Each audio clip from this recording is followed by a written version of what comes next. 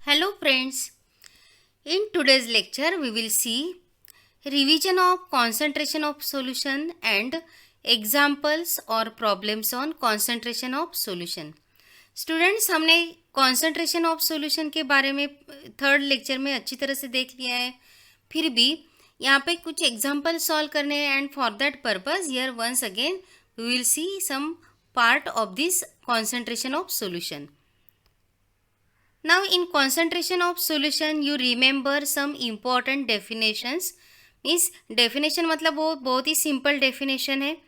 तो ये 3 डेफिनेशन आपको ध्यान में रखना है. फर्स्ट है सॉल्वेंट. तो सॉल्वेंट का मतलब क्या होता है? Means the in solution the amount of solvent is more और the constituent which is in large amount that is called as the solvent. Okay, अगर हमने टर्मरिक और वाटर लिया तो वाटर में हम टर्मरिक पाउडर डालेंगे तो at that time water becomes solvent. Okay, and turmeric is a solute means the constituent which is in lower amount that is called as the solute and mixture of both this that is called as a solution. So definition लिख लेते हैं. First है solvent. It is the component present in higher amount in the solution. Okay, and solute, it is the component which is present in lower amount, and solution, it is a homogeneous mixture of 2 or more substances. Okay, और ये दोनों मतलब solution का मतलब क्या होता है? It is a homogeneous mixture of 2 or more substances. जैसे कि अभी हमने देखा है that is a water and turmeric is a इनका अगर हम मिक्सचर करेंगे तो वो जो सोल्यूशन बनेगा. ओके, तो ये समझ में है आपको सॉल्वेंट, सोल्यूट और सोल्यूशन. तो एग्जाम्पल सॉल्व करने के टाइम आपको ये वर्ड्स दिखाई देंगे तो यहाँ पे आपको यहाँ ध्यान में रखना है. नाउ नेक्स्ट है concentrated solution and dilute solution. तो लास्ट टाइम हमने एक एक्टिविटी देखा था वो लेमन जूस का. तो वैसे ही अगर समझे एक सिंपल सा एग्जांपल देखते हैं. अगर वाटर हमने लिया, एक ग्लास में वाटर लिया और उसमें 1 चम्मच शुगर डालने के बाद जो टेस्ट रहेगा वो टेस्ट मतलब वो ज़्यादा मीठा नहीं रहेगा. लेकिन अगर हम 10 चम्मच शुगर डालते तो क्या होगा? मतलब वो ज़्यादा मीठा रहेगा. मतलब हम क्या कहेंगे? कॉन्सेंट्रेटेड कहेंगे उसको, कॉन्सेंट्रेटेड सोल्यूशन कहेंगे. और जो 1 चम्मच वाला जो सॉल्यूशन रहेगा उसको क्या कहेंगे? Dilute solution. मतलब जो सोल्यूट है मतलब शुगर, ये जो सोल्यूट है ये क्या है? अगर कम रहेगा तो डाइल्यूट, अगर ज़्यादा रहेगा तो कॉन्सेंट्रेटेड. और लैब में भी वैसे ही मतलब केमिकल्स बनाते हैं. आपने जब भी लैब में जाते हो तो इस टाइप के स्टिकर लगाए हुए केमिकल्स देखते हो. कॉन्सेंट्रेटेड HCl और dilute H2SO4. then you remember this, that is the what is the meaning of concentrated and dilute solution. तो यहाँ पे definitions भी लिख के रखते हैं. the proportion of solute in solution is called the concentration of the solute in the solution. और concentration of solution उसका मतलब मैंने आपको समझा दिया है. अगर solute का क्वांटिटी ज़्यादा रहेगा तो उसको क्या कहते हैं? concentrated solution. और सोल्यूट का क्वांटिटी कम रहेगा तो उसको क्या कहते हैं? Dilute solution. Okay, now next है atomic mass of few elements. Students, यहाँ पे जो कॉन्सेंट्रेशन के एग्जांपल जो हमको सॉल्व करने हैं तो वहाँ आपको ये एटॉमिक मास और एलिमेंट ये ऐसे टेबल ध्यान में ही रखने हैं. और आप लोग अगर 2-3 बार पढ़ेंगे तो वो इजीली ध्यान में रख सकते हैं. अभी देखो यहाँ पे एक बार पढ़ लेते हैं. H1, H का मतलब क्या है? हाइड्रोजन. हाइड्रोजन का एटॉमिक मास है 1. तो आप लोग H और 1 ऐसे ध्यान में रखो. Oxygen 16, nitrogen 14, carbon 12, chlorine 35.5, sulphur 32, sodium Na मतलब सोडियम 23, कैल्शियम 40, मैग्नीशियम 24 और एल्यूमिनियम का एटॉमिक मास है 27. 2-3 बार पढ़ने के बाद आप ये इजीली ध्यान में रख सकते हो, और जो कॉमन है वो तो आपको ध्यान में ही रखना है। Okay, next molecular mass. तो आपको एग्जाम्पल सॉल्व करने के टाइम एक छोटा सा एग्जाम्पल भी सॉल्व करना पड़ेगा, मतलब वो मॉलिक्यूलर मास भी निकालना रहेगा। Then to find out the molecular mass आपको ये 2-3 पॉइंट ध्यान में रखने हैं। तो फर्स्ट है कंस्टिट्यूएंट एलिमेंट, मतलब अगर मॉलिक्यूलर फॉर्मूला दिया रहेगा तो उसमें कौन से कंस्टिट्यूएंट एलिमेंट है वो आपको लिखना है। उसके बाद उनका एटॉमिक मास और नंबर ऑफ एटम्स कितने हैं वो आपको लिख के मॉलिक्यूलर मास फाइंड आउट करना है। एक एग्जांपल देखते हैं, मतलब find molecular mass of NaCl। Now इसमें कंस्टिट्यूएंट एलिमेंट कौन से है वो देखो। कंस्टिट्यूएंट एलिमेंट्स है सोडियम एंड क्लोरीन। तो मैंने अभी इसके पहले भी आपको बोला है कि कैसे ध्यान में रखना है। Sodium 23, chlorine 35.5। तो डायरेक्टली ब्रैकेट में आप एटॉमिक मास लिख के रखो। Next number of atoms in the molecule. Now अभी यहाँ पे फॉर्मूला देखो, मॉलिक्यूलर फॉर्मूला क्या है NaCl। तो यहाँ पे सिंगल सिंगल मतलब ऐसा लिखा नहीं Cl2 या Na2, ऐसा कुछ भी नहीं लिखा, या 2Na2Cl। Then your means accord from this molecular formula we can say that atoms in that formula are or in that compound are one and one only.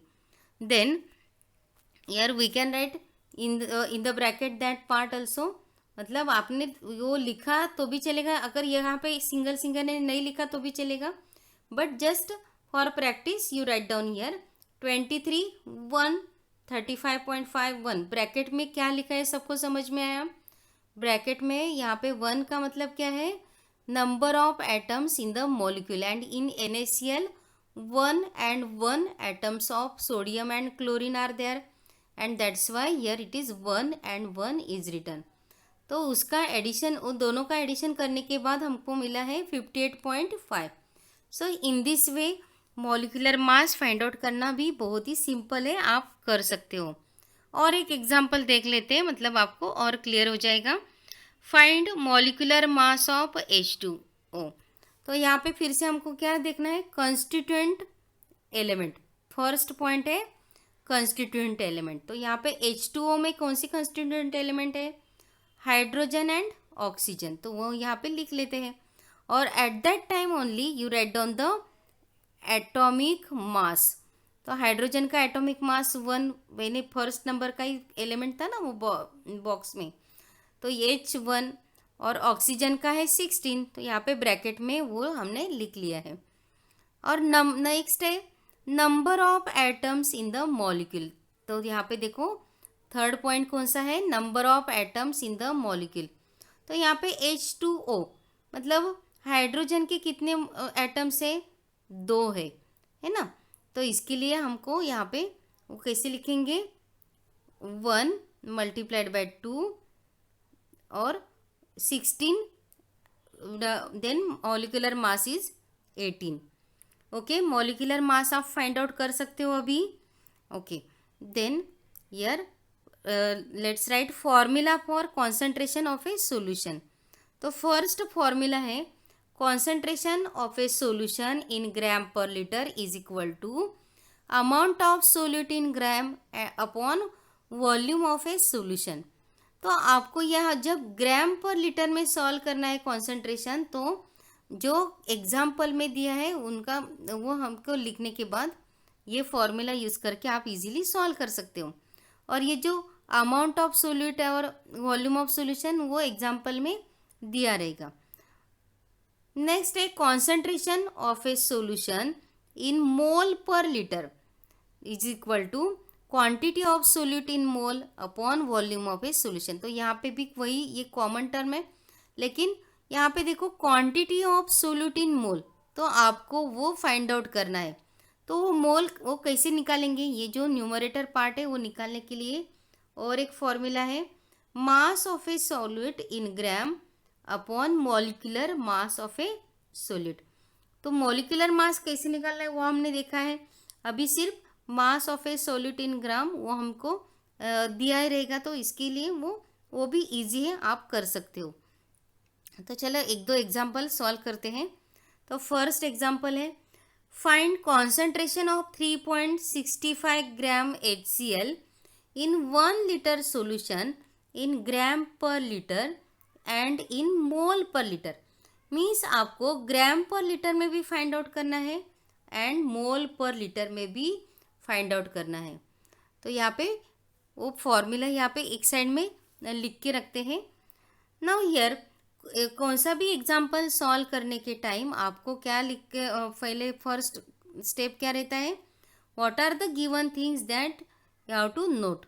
तो यहाँ पे देखो 3.65 ग्राम HCl, मतलब जो सोल्यूट है उसका क्वांटिटी यहाँ पे दिया है 3.65 ग्राम।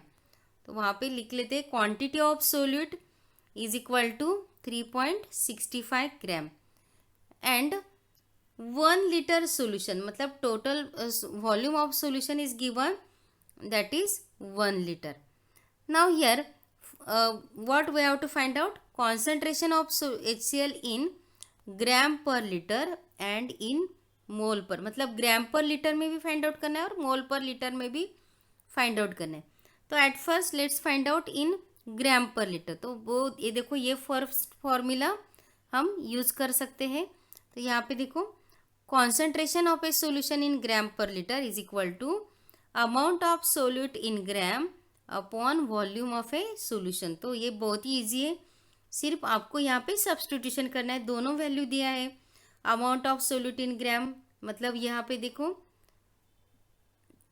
क्वांटिटी ऑफ सोल्यूट दिया है and volume is that is also given, then you can put both these values, that is 3.65 gram and 1 liter, and answer is now concentration of a solution in gram per liter is 3.65 gram per liter. okay, तो unit लिखना भूलने का नहीं, 3.65 gram per litre. Now next year second है concentration of a solution in mole per, मतलब वही example में हम अभी यहाँ पे मोल पर लीटर में भी concentration of a solution find out करना है। Then year first find out the mole. तो to find out the mole यहाँ पे फॉर्मूला देखो, mass of solute in gram upon molecular mass of a solute. तो mass of solute in gram that is already given, तो वो example में दिया ही रहेगा और दिया है, मतलब ये एग्जाम्पल में हमने देखा है वो दिया है। अभी मॉलिक्यूलर मास फाइंड आउट करना है। सो हियर जैसे ही हमको वो स्टेप्स पता है, number of constituent in that compound they are hydrogen and chlorine. तो हाइड्रोजन का एटॉमिक मास है 1 और number of atoms in that compound are 1। तो यार क्लोरीन का भी एक ही एटम प्रेजेंट है, इसके लिए यहाँ पे 1 लिखा है। सो यार total molecular mass of that solute is 36.5। तो ये समझ में आया, आप नहीं तो फिर से रिवाइज कर सकते हो अगर नहीं समझ में आया रहेगा तो। मतलब सिंपल ही है, हमने वो पॉइंट भी लिखे हैं और according to that only here it is solved. Now mole is equal to 3.65 upon 36.5। 36.5 मतलब मॉलिक्यूलर मास और 3.65 यहाँ पे जो हमने लिखा है ना, मतलब गिवन है एग्जाम्पल में, वो यहाँ पे लिखा है। देन मोल का वैल्यू अभी हमको मिल गया है 0.1। Then concentration of a solution in gram per litre is equal to quantity. Formula देखो यहाँ पे, ये जो सेकंड फॉर्मूला है ना, concentration of a solution in mole per litre, वही फॉर्मूला एक बार यहाँ पे लिखा है quantity of a solute in mole. So that already just here we found 0.1 and volume of a solution 1 litre, वो गिवन है। तो यहाँ पे डिवाइड करने के बाद आंसर मिलेगा 0.1 and here finally concentration of a solution in mole per liter is equal to 0.1 mole liter. Now next example, find concentration of 60 gram NaOH in 2 liter solution in gram per liter and mole per liter. मतलब यहाँ पे भी यहाँ पे भी ग्राम per litre में भी find out करना है एंड मोल पर लीटर में भी फाइंड आउट करना है। फिर से एक बार वो फॉर्मूले यहाँ पे रख देते हैं। Now what are the given things here in solution, what are the given things, that is our first step. तो क्वांटिटी ऑफ सोल्यूट कितना है 60 ग्राम। ओके, नेक्स्ट है 2 litre NaOH in 2 litre solution, मतलब volume of a solution is given 2 litre. Now concentration of a NaOH in gram per litre and in mole per litre find out करना है। सो यार first वो तो easy है, हम अभी यहाँ पे फिर से एक बार वो फॉर्मूला नोट कर लेते हैं। Concentration of a solution in gram per litre is equal to amount of solute in gram, वो कितना है 60 ग्राम है, and volume of a solution that is 2 litre. So just put both this values in this formula, then you will get like this, answer is 30 gram per litre. Okay, समझ में आया ये, जिसमें सिर्फ जो गिवन थिंग्स है मतलब volume and amount, तो वो पुट करने के बाद हमको इजीली वो डिवाइड करके आंसर मिल जाएगा। Next, here we have to find out the concentration of a solution in mole per litre also. Mole per litre में भी फाइंड आउट करना है। So here mole that is mass of a solute in gram upon molecular मास। अभी molecular mass कैसे find out करेंगे, यहाँ पे जो फॉर्मूला है मतलब मॉलिक्यूलर फॉर्मूला है वो कंपाउंड का, वो NaOH है। तो Na means 23, that is the atomic mass. 1 मतलब 1 का मतलब क्या है, number of atoms in that molecular formula 1 है। O मतलब ऑक्सीजन का atomic mass and number of atoms are 1। So NaOH है ना, तो इसके लिए यहाँ पे हाइड्रोजन का भी only 1 atom is present and 1 is the atomic मास। तो ऐसे कैलकुलेट करने के बाद हमको molecular mass of solute is 40। तो अभी मोल कैसे निकालना है, मास of solute in gram upon molecular मास। तो मॉलिक्यूलर मास है 40 and mass of solute in gram that is 60.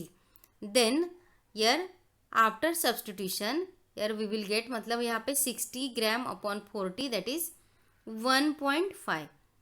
Now our formula for this is concentration of a solution in mole per liter is the quantity of solute in mole upon volume of a solution. तो volume of a solution that is given, that is 2 liter, 2 litre दिया है ना, and quantity of solute in 1 mole that is 1.5, जो हमने निकाला है 1.5 वही यहाँ पे लिखा है।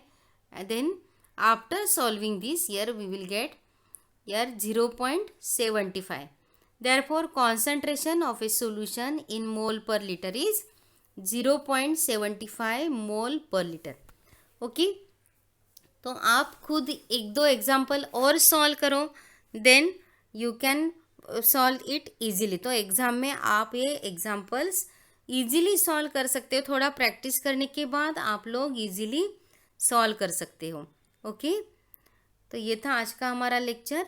आपके बुक में जो लास्ट मतलब एक्सरसाइज है, एक्सरसाइज में भी 1-2 एग्जाम्पल्स दिए हैं, वो भी आप लोग इस तरह से सॉल्व करो, और बुक में जो चार्ट दिया है उस तरह से भी आप सॉल्व कर सकते हो। ओके, तो यहाँ पे सिर्फ वो जो वर्क है बुक में, मतलब वो सॉल्व करने के लिए वही यहाँ पे किया है, ऐसे तो आपको आ सकता है। Okay, thank you.